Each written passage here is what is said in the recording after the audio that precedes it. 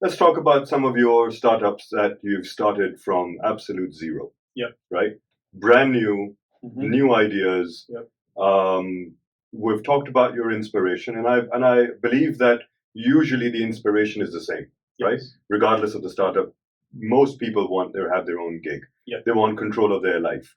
Some people want to be their own boss. Some people want to get away from the 9 to 5. Some people want to get away from their kids, and that's why they start something. Whatever the reason is, the people have got their reasons, and usually speaking, that's their reason for a startup. We've heard your reason, which is good. I understand the idea of having a tree, having this seed planted and seeing it blossom, which is great. And we've talked about your calculations and how you looked at risk, how you looked at financial side of it. You looked at the learning experience side of it. You looked at the logistical supply chain side of it. And then based on those decisions, you took a plunge. But that's where you played it safe. Yes. Okay. Let's talk about something you started from absolute scratch. Well, I've been involved in a medical tech startup. Okay.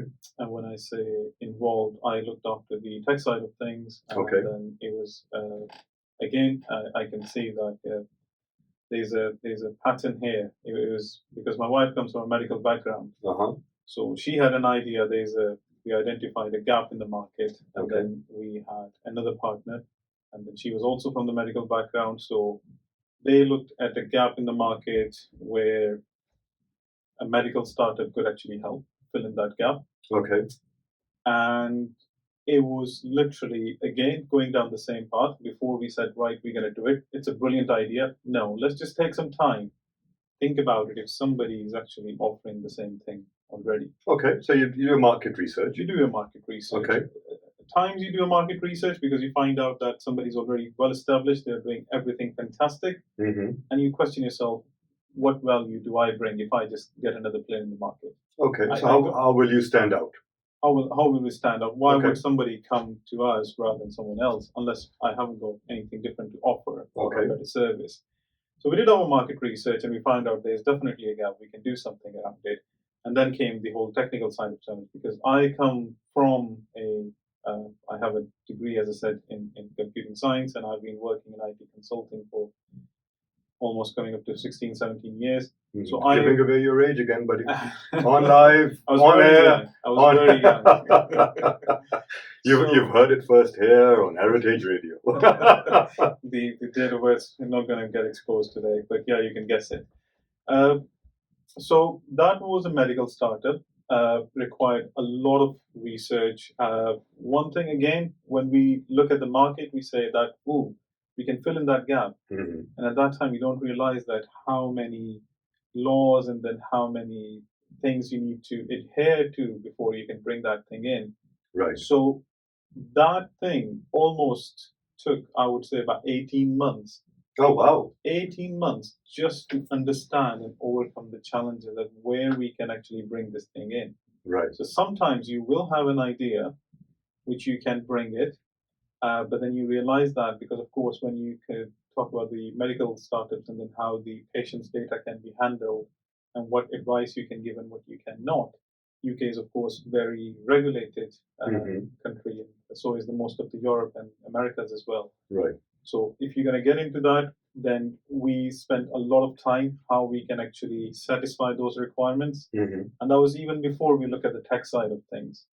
So again, these are the things we learn. And what I learned from my other business, which I did before back in 2013-14, which was primarily in the retail side of things, a lot of learnings from that actually helped in this one. Okay. But then again, with every business, there comes new challenges. All right, let's talk about those challenges. So after spending about 18 short months, we had the prototype of app up and running. Okay. And then this was going to... I'm going to stop you there. Yes. Just before you get to the... What was your first step? That app is 18 months down the line. 18 months down the line. Right? Yes. What's your first step?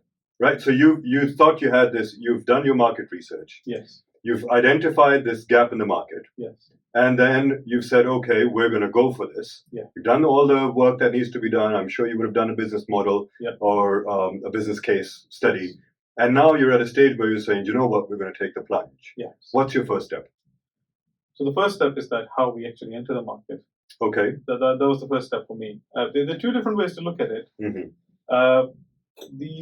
The startup culture in America is that you get into the market and then you look at everything after that. Right. So whatever the challenges and whatever the laws you haven't adhered to, you'll take care of that afterwards. You just need to get into the market. You want to be the first one. The Uber approach. The Uber approach. Okay, yes. Fair enough. You get in, and then of course, if you having some lawsuits against you or there are certain bugs and there are issues and everything, you'll deal with that later. Okay. Because the startup culture in America is quite different. Over there, the approach is you want to be the first one in the market. So then you get all these investors coming in, then you can invest in it, and then you can refine it, and then you can, your phase 2 will look far better than what you originally looked when you come in. Right, so alpha, beta versions. Alpha, beta version. Okay. And this is their agile way of working, and this is quite successful, I would say, for startups, because the startups do not have the luxury of spending time and time. You mentioned about the business model. And I've seen quite a few startups, and even for mine one, the business model was literally very basic. It was very, very basic. In technical terms, that's called a lean business model. If you want, that's a basic way of saying we were broke and we didn't have any money, and we still had a business model. It's called a lean business model. Yes. Okay. So that's a very nice word you just defined. Everything you're not going to do properly, you just say we're doing it in a lean way. In a lean way. And yes, well, when you get to the actual gist of it, you realize that it's basically just doing the bare minimum. Right. And sometimes not even doing things. Right. So for us, I was initially, the reason we spent about 18 months was doing a lot of analysis, a lot of thinking, what we should do, how we satisfy these requirements. The government requires us to have these certifications before we get into anything to do with the medical tech industry. And then at the same time, I was speaking to a good friend of mine who's based out of States, and he's in Orange County, and he just said to me that, look, you got to change your approach. And I said, why? And he said, you need to get into the market. Once you get into the market, let's say you got 100 people to sign up, 98 of those actually don't like it, you learn something. Right. So rather than perfect your product and then bring it to the market, you just get into the market and then learn from the market itself. Which is in a way called A/B testing. A/B testing, and it's quite different. You can't do it with, I would say, with the physical thing. So you can't launch a car, or you can't bring a watch to the market, and then you know that it has got lots of faults. I'm not going to name a few cars which actually has done that, but know, mostly you go and buy a car, you know that it's going to be reliable, it's going to work. But when it comes to tech, it's slightly different because you need to get into the market because your audience is billions of people. You're going to learn a lot because what we do is a lot of startups, especially in the tech industry, we have this vision. We identify a problem and we say that is the solution, and we then bring it to the market. But not everyone sees the same thing what we are seeing. Right? We might be too focused because we love our product or idea so much that we think, oh, the day it gets launched, everyone is going to sign up. And then you go into the real market and you know what? No, the homepage is not right. People are not going to submit their data. There are other challenges. So for the tech startup, so for my retail business, which was the first one, I learned that, yes, your product needs to be perfect. But I learned something completely 180 degrees on the tech startup. Don't worry about your product. Bring it to the market. As you said, alpha, beta. You understand from the people why people are not signing up, what challenges they're having through the journey. You learn from that, and then you improve it. So which is another way of saying let the market decide. Yes, let the market decide. Let them flow. Yeah. And the market is the best judge of all. They are absolutely. And if you put something out in the market, yes, generally speaking, it is the market that defines whether or not your business model is successful, whether or not your product is successful, and whether or not you need to pivot in your business model. It will be the market that decides. Get it out there, right? And especially in tech, where you have this opportunity of being able to do your A/B testing, The earliest opportunity, the better. Stop trying to perfect what your product is. That's right. And just get it out there for testing sake. And then, of course, you can change it, you can revamp it, you can upgrade it, you can remove the bugs, but you can do so when the market dictates. Is that a fair assessment? That is absolutely fair. And just to put into perspective for someone, some of our audience, that pick up any of the YouTubers, right? Any of the YouTubers who've got followers in millions and millions. Go and look at their first or second video.